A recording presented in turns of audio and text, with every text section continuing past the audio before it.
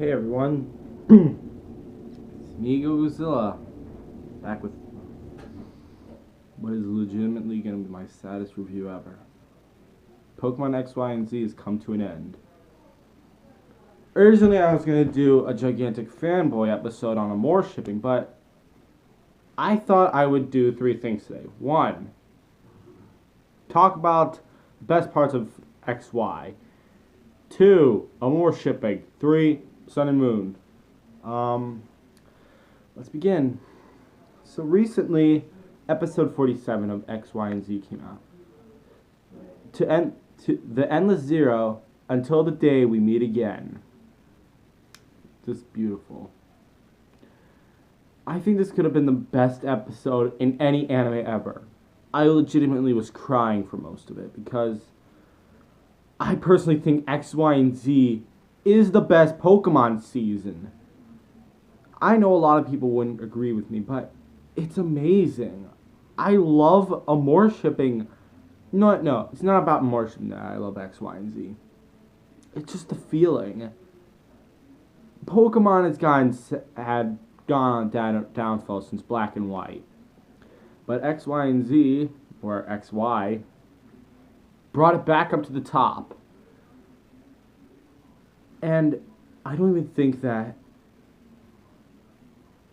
Sun and Moon could take it down again. They learned. We did have some bad moments, like Ash not winning the Colossus League, but what I'm going to be talking about soon is going to make up for all that shit that happened. So let's do this. The episode's basically a gigantic goodbye. Personally, I get sad when I see Pokemon characters leave. But at the end of the episode, which we'll be talking soon, something happens which is very magical for more shippers. Got every other shipper mad. But this episode basically left everyone happy, sad, and angry. Happy that Sun and Moon's gonna be coming on its way.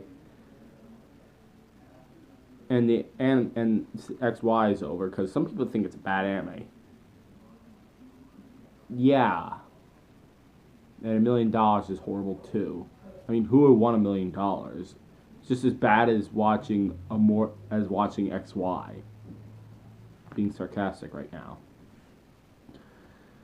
It is just amazing. It's a great season. This is what Pokemon is now. Yes, it is much more serious than than the other seasons. Like, Ash actually goes into a depressed state. Sorry, I'm kind of warm right now, so I'm cooling myself off for a bit. But it's just amazing. How do you top this? The answer is, I don't think you can. Sun and Moon is going to be a comedy. But that's what I don't like about it. It's a comedy. Pokemon X, Y, and Z is the best of Pokemon. If you want a little bit of seriousness in Pokemon, watch this. If you want just a love letter to the old Pokemon fans of the Indigo Plateau, watch it. If you're new to Pokemon, I suggest you watch it. If you were mad at Black and White and you don't want to watch, you're done with the anime, just give XY a chance. It's a good anime. Not because of Amourshipping, because of the characters, the Pokemon, and how everything is planned out. Yes, there are those funny moments, like Ash actually getting hurt sometimes, trying to dance, and a few others, but it's amazing. Ash is also depressed in one scene. I think nothing could top XY. This episode could be my favorite Pokemon episode so far. Normally I like explosions, boom, dragons fighting. This was none of that. It was just a love letter to Amourshippers. No, not just Amourshippers. Not even just Pokemon fans. To everyone. It's amazing. I think that Pokemon really outdid themselves.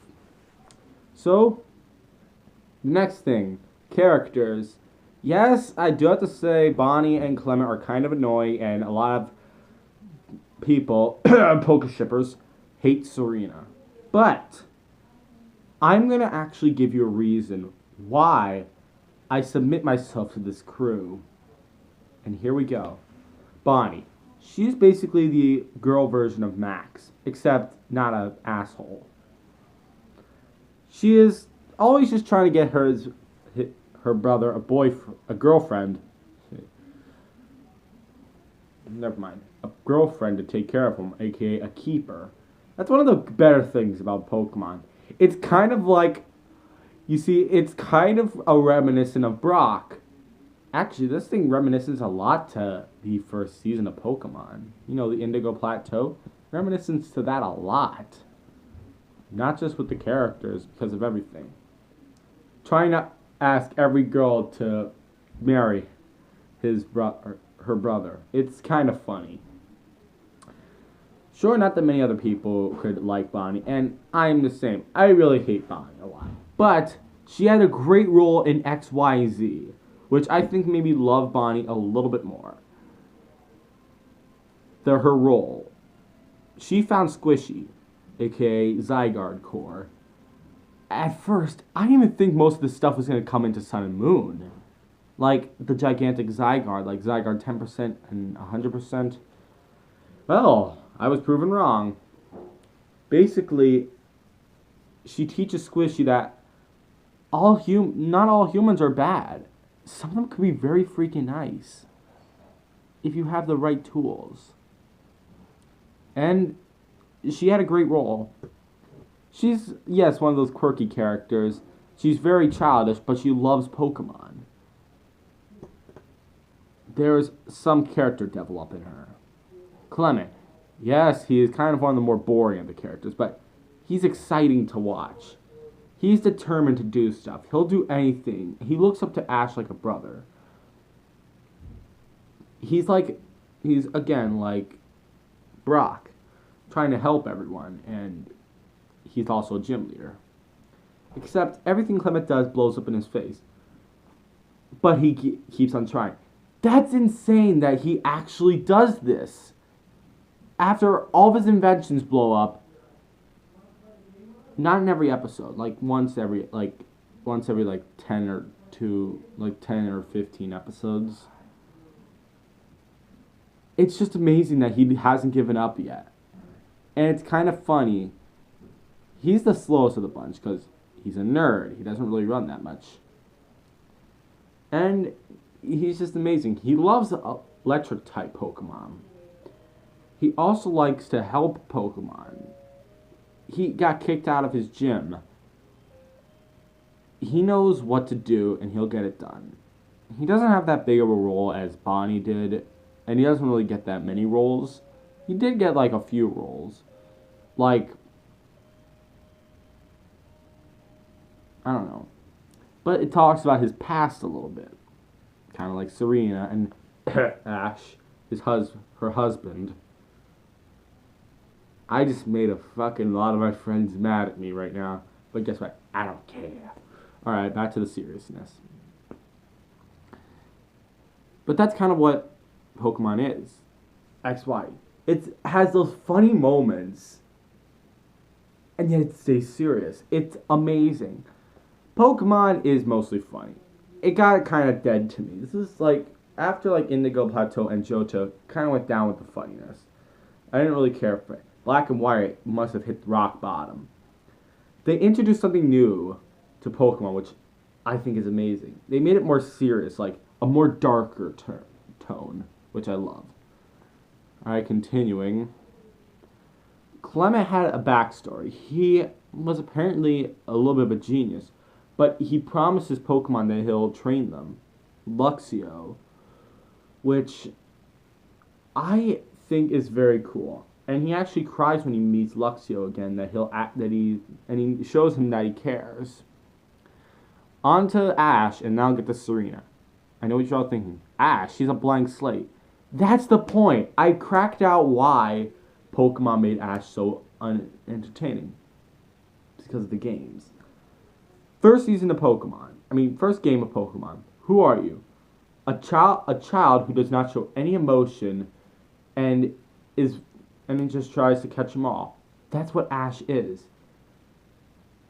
He's somewhat of a blank slate. Yes, but he's more interesting. All the characters you play as are quiet protagonists. For an anime, they actually had to make Ash talk, or they can do sign language. Like, I do not know sign language, so I'm not going to offend anyone. So they had to make him more like interesting. Yes, I've kind of grown numb to Ash's antics, but again, X, Y, and Z nailed the shit out of it. Ash got a little bit older, a little bit smarter, and he's gotten more known of Pokemon. He's more wise.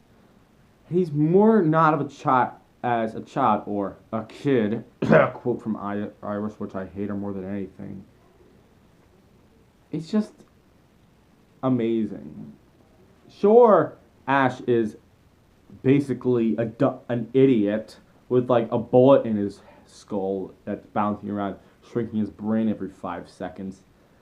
But I think that bullet got smaller. It's just tearing apart some like tiny fabric of his brain tissue. He got much smarter. Sure, he lost the College League, but I think I got over that. And now on to Serena, who I think is downright the best character and of Ash's partner in Pokemon. Here we go. Serena is what I would call the motherly one. I can sum up everything for most of the girls of Pokemon. Here we go. Iris. Easily angered. I mean, not Iris. Misty. Easily angered, but kind of caring and sweet. May. Kind of one-track minded on becoming a superstar and traveling the world. Dom. Kind of like that one sister you have that is very nice to you. Iris. That bullshit girl that no one likes. Now there's Serena. Serena is the motherly caring type. Sure, people would say, oh, Serena's the worst character in Pokemon. And I hated that what happened at the end of the episode. That should have been Misty. Ugh. Hear me out. Please, don't click off this video yet. I will explain more. Serena, we're not going to go off of Amourshipping. We're going off of her whole character. She started out as a Rhyhorn racer. Somewhat. She hated it, and left because she didn't like it and she wanted to pursue her dream of finding Ash. She did, but people would say that's kind of creepy. She developed. She had 2 points of development. 1, after Poke Camp, and 2, when she cut her hair. She decided that she was going to become a performer. It was kind of short-lived, but it was fun. And then came what would I call the more cuter version of her. Serena's short hair appearance. She doubled up so much. I wouldn't even call her a Pokemon character. I would call her a developing main character. Serena is like that girl that you always dream about, who you want by your side forever. She's sweet, genuine, and apparently is a good cook. I think. Is she? And I'm gonna leave that one out. But there's a lot of good things I could say about Serena. She does get mad sometimes, but never at her friends. Only if they do something stupid or like are sad. And she's pretty damn cute. Kind of reminds me of my special one. Oh, no, sorry. Moving on. And I have to say, Serena becoming College Queen is not becoming College Queen is kind of sad. But she got so far. And now I'm going to give the reason why I love her so much. She accomplished all of this by herself. Never once did she rely on a figure more intelligent than her. She could have relied on Palermo's talent so she can become better. Or, hell, the current Chaos Queen. She could have relied on everyone to get to this point. But she rose up from dirt. Dirt, I say. Just like Amourshipping. They came from the ground and are now in the heavens. That's why Serena's an angel. That's why my special one's an angel. So, step down, Misty Ketchum, as people would call her. That's Serena's spot. Don't you dare ever say Pokemon characters don't develop. Because we're those loyal shippers. And Amourshipping will live forever. It will. Technical difficulties. Please wait.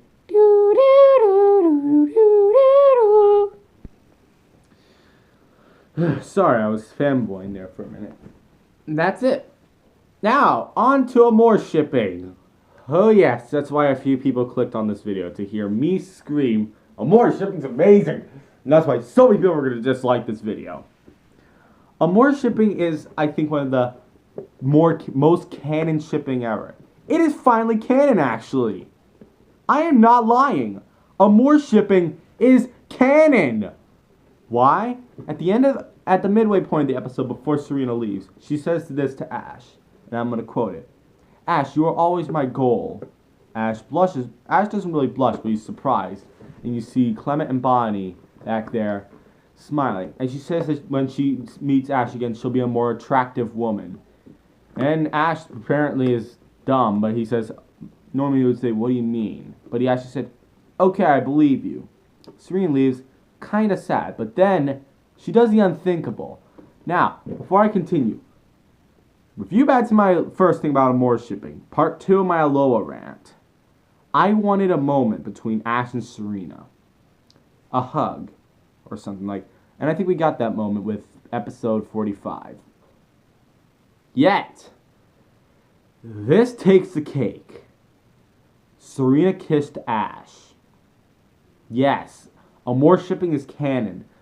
She got a little more happy, and she said, Ash, I want to give you something. She goes up to the escalator, and I think this is the most romantic thing ever. I swear, it's so adorable. She's on the escalator going down, and she walks up and gives Ash a kiss. I think it's on the lips. I'm going to say it's the lips. And the escalator takes her away.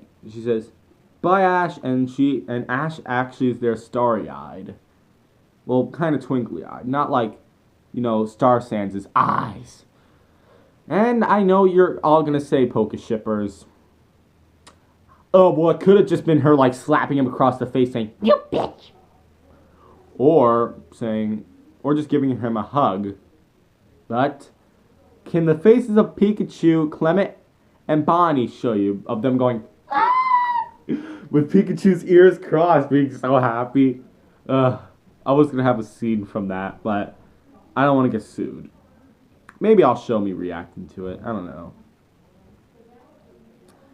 And before you all yell at me, mainly you, Derek, I need to say, what if that was Misty, May, Dawn, or Iris?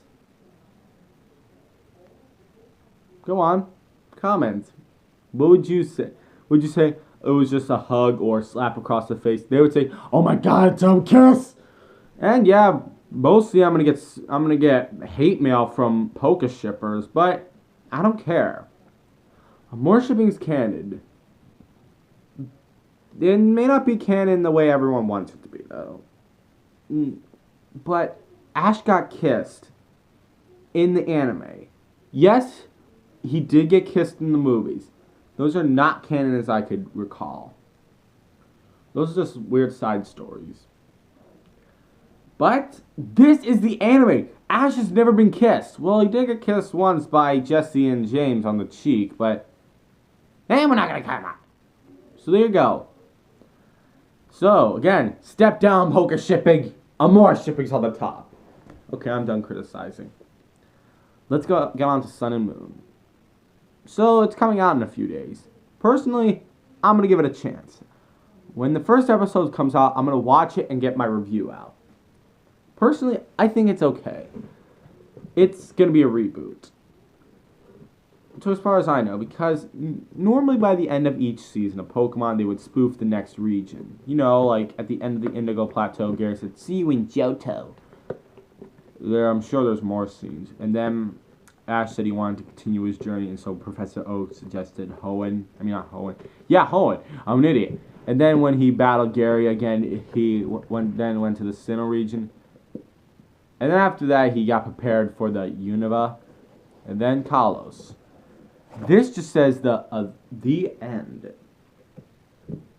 This could be this is the end. This is a whole new Ash we're looking at. A more childish one, but so yeah. I don't care about it. Yes, the visuals do look kind of goofy with how Ash kind of looks like Steven from Steven Universe, but kind of gotten over that. But it's interesting. The comedy is somewhat good to laugh at. And a Charlie, and I don't think Ash is going to have a companion this time. Because as far as we can see, at least I can see, is he doesn't really have a companion. Sure, he's going to have classmates because he's going to be in high school, apparently. Like Malin and the blonde-haired girl who, kind of looks like the white, like the more blondish one, not like honey blonde like Serena, and the green-haired one, I think her name's Malin. Here's something I need to say about Malin. She looks too much like Shauna. Legitimate. Unless she's a sister of Shauna, I'm not buying it. Either because, well, this is kind of a reboot, so yeah. That's what happened. So, I'm going to give Sun and Moon a chance. The game looks amazing, and it's kind of more interesting. But the anime to me just doesn't appeal. But I will be doing a review in time. And when I do that, y'all better be ready. Because GoGozilla is going to Alola. So, aloha. That means goodbye in Hawaiian language. I don't know. But this isn't really the end yet. Thank you, Pokemon Riders. Bravo. You've done amazing with X, Y, and Z. I think Sun and Moon will be great as well. May not be as good as the first few, but it'll be something new. Something new to interest the audience. So, what have I not said? Amourshipping is canon. I would have fanboyed a lot more, but it's just that I just want to be silent. Let's just remember everything that happened over X, Y, and Z. Like Serena dressing up as Ash Greninja, Clement going into battling Clembot, Ash versus Clement, Bonnie gets Zygarde, will get Squishy, 100% Zygarde, Mega Charizard versus Ash Greninja, Ash and Serena's kiss, their dance. I don't know. What's for the future of Pokemon? I think it's bright. I've been GoGozilla. Thank you for listening. Keep on catching them all. Bye-bye.